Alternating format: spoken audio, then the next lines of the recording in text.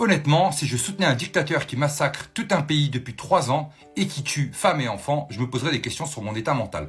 Donc là, tu parles de la guerre qu'il y a en Ukraine et tu traites Vladimir Poutine de dictateur. On va regarder déjà la définition du mot dictateur si tu le permets bien. Un dictateur, c'est une personne qui a tous les pouvoirs d'un pays, qui fait ce que bon lui semble, de façon autoritaire, sans rendre de compte à personne. Bon, on peut se demander si Manu, après tout ce qu'il nous a mis en termes de 49.3, en termes de dégradation sociale, réellement, si on n'est pas face à quelqu'un qui serait potentiellement un dictateur, si tu vois ce que je veux dire. Mais bon, on va faire la leçon à Vladimir Poutine. La différence, c'est ce qui semble déranger ces fabuleuses démocraties, c'est que Vladimir Poutine, lui, continue à garder son pays fermé, garde ses traditions, garde les traditions familiales et garde bien évidemment les citoyens de son pays pour son bon développement. Pas comme nous actuellement, où tu n'as pas l'impression que nous en Europe, on est complètement dégradés, il n'y a plus d'avis, il n'y a plus rien. Ursula ne rend compte à personne, les gouvernements européens ne rendent compte à aucun citoyen. Et puis pour l'instant, je ne sais pas si tu es au courant, mais l'Europe est en chute libre totalement, perte de confiance de la part des politiciens. Il y a un gros problème chez nous, d'accord?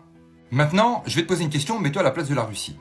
Si tu as quelqu'un qui arrive devant ta fenêtre, qui pointe le bout de son nez, qui te pointe une arme sur la tête et qui vient te menacer clairement, est-ce que tu attends qu'il t'attaque ou tu te défends? Maintenant, venons-en aux victimes civiles en Ukraine, comme tu l'expliques si bien. Donc, en date de septembre 2023, il y avait approximativement 10 000 morts civils en Ukraine, dont 4 300 dans les régions de Donetsk et de Lugansk, qui sont pour la plupart à majorité russophones. Donc, on pourrait se demander si c'est vraiment les Russes qui ont tué ces personnes ou si c'est pas l'armée ukrainienne qui, comme à son habitude, bombardait le Donbass, etc.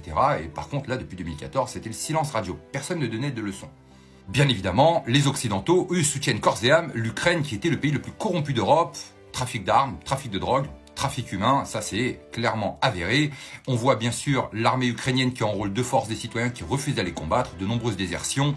Et bien évidemment, le régiment Azov qui a des idées un petit peu comme le petit moustachu de 39-45. C'est vérifié, avéré, et si tu as envie d'aller chercher, tu tapes le régiment Azov et tu vas être vraiment surpris. Sauf si tu as envie de voir, bien évidemment, la vérité face à toi. À titre de comparaison, juste approximativement, pour t'apporter quelques informations, entre octobre 2023 jusqu'à maintenant, à Gaza, il y a eu presque 30 000 morts. Ça, c'est les chiffres officiels. On n'est pas encore complètement conscient des chiffres réels. Mais là, par contre, ça ne dérange pas grand monde. Maintenant, venons-en à cette fabuleuse vision occidentale du dictateur et de cette démocratie.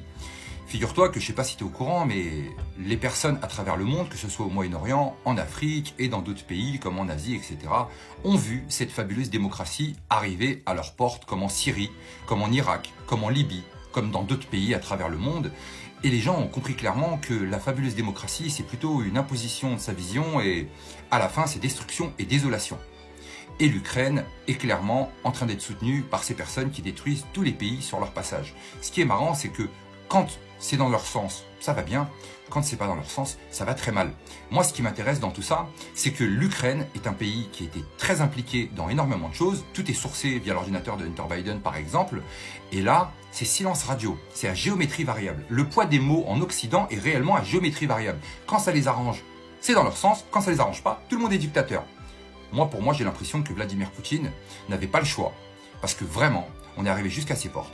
On l'a cherché. Il protège son pays. Il protège les valeurs familiales, les traditions. Il refuse cette mondialisation. Il refuse le mondialisme soutenu et voulu par nos élites qui sont clairement sous contrôle de certains. Et crois-moi, à mon avis, t'es clairement pas au bout des surprises qui vont tomber à la fin avec toutes nos élites qui sont vraiment reliées aux Young Leaders, au sommet de Davos et à toutes ces personnes qui sont en train de tenir en otage nos pays. J'espère vraiment qu'il y aura une libération et une prise de conscience de la part des civils en Occident. Et de toute façon, à ce niveau-là, ils n'ont pas le choix. Je suis navré pour cette explication, mais je pense qu'il faut toujours remettre l'église au cœur du village.